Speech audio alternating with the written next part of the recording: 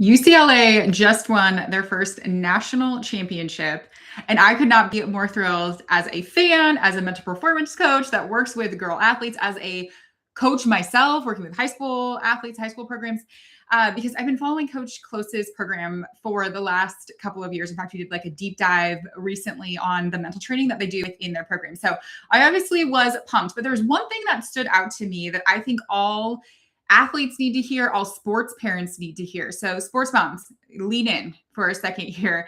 As I was listening to Coach Close's post-game interviews and things like that, one thing that she said that was really impactful was this: you can never outperform your image. You can never outperform your image. This is something that we tell athletes all the time. We actually frame it as you can never outperform your belief about yourself. And what she means by this is very simple.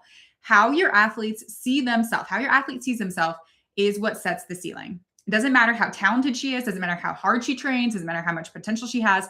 Her ceiling is the image that she has about herself. So if she sees herself as someone who doesn't perform well under pressure, if she sees herself as someone who's not good at defense, somebody who chokes when things get tough, her brain will find a way to prove that to be true.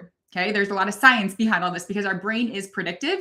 It sets the expectation via the information from prior experiences and your own self-image. So your athlete obviously has had prior experiences, maybe where she did choke under pressure, she like messed up on defense. So that is informing some of it, but then her self-talk around it and what she is labeling herself is actually what sets that ceiling. Okay. And so what we can do as parents to help this, there's kind of two parts to this, two parts to the puzzle here.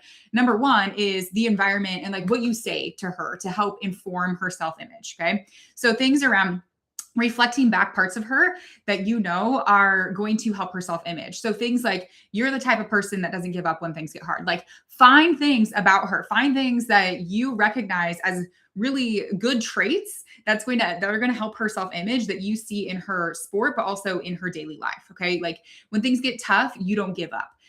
You are coachable when you're getting information, you're making eye contact and you're nodding. So all of these things that are not connected to the outcome, like, oh, you're the one that scores the most amount of points, you always win, like things like that, but bringing it down to like, what are the things about your daughter? We call this in our programs, her positive innate qualities that are just who she is. And if we can reflect back that, then we are creating labels that athletes are going to live up to or not. But if we're saying things like you're lazy, you're unmotivated, you don't do well under pressure, then that is what they're going to live up to as well. So we can kind of help determine some of this image that they're creating for themselves.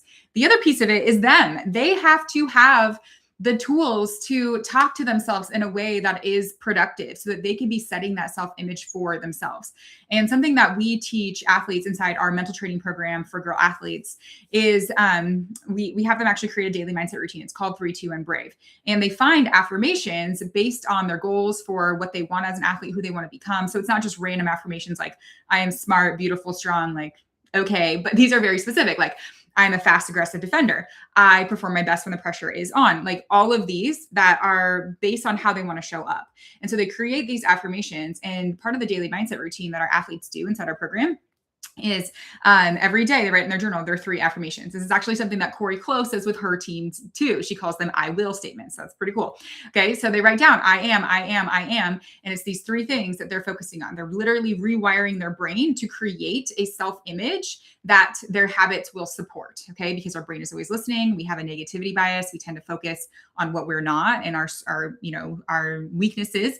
And so we want to be inputting good things into their brain. Okay. The 2, so we call this daily mindset routine 3, 2, 1, Brave. The 2 stands for 2 minutes journaling. So they're just kind of journaling, getting things like out of their brain that's causing them to, not play well, probably.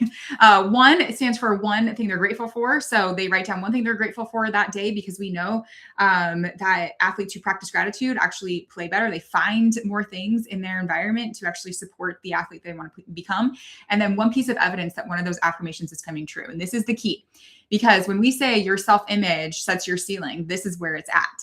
Because if your athlete has a self-image that is supportive of the athlete she wants to be, so I'm a fast, aggressive defender, and then she's forced to find evidence that that is coming true, that's where our brain is so powerful. It will it will create the habits and the behaviors to support that image that she has for herself.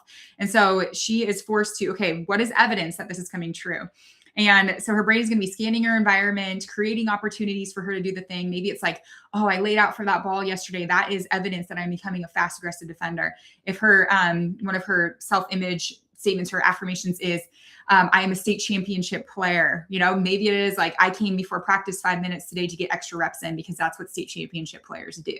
And so that practice of rewiring their brain will help set their self-image to a place where it's not going to become a ceiling that's limiting. Okay. So 2 pieces to this, which I love that Corey said this, right? Our image shapes our behavior. Our image shapes our behavior. Okay. And we will never outperform our beliefs about ourselves. Your athlete will never outperform the belief she has in herself. So we want to make sure that we are training that, as parents, we can influence it by what we say, but also they need to be training it through their self-talk, through their daily habits. And that is exactly what we teach inside our mental training program for girl athletes that over 6,000 athletes have been through to date. If you want to know more about that, head to our free training for sports moms. That is linked below. It's also at trainhergame.com. That's where you learn our approach, learn some of these skills that athletes are developing. The best athletes are separated, not just by talent, but they're separated by their mental game. And so you can learn our approach, also learn about our program. I will also link our program below. It's called the Elite Mental Game. This is the program that athletes go through to learn these simple mental training skills so that they can perform when it matters most, and they believe in themselves as much as you believe in them. So that is linked below. Coaches, athletes and parents, if you watched, what is your takeaway? What did you notice in this game? And what did you notice when Corey Close was talking about how she trained her athletes, not just on the physical side, but on the mental side, so that they can get results like this? I would love to hear below.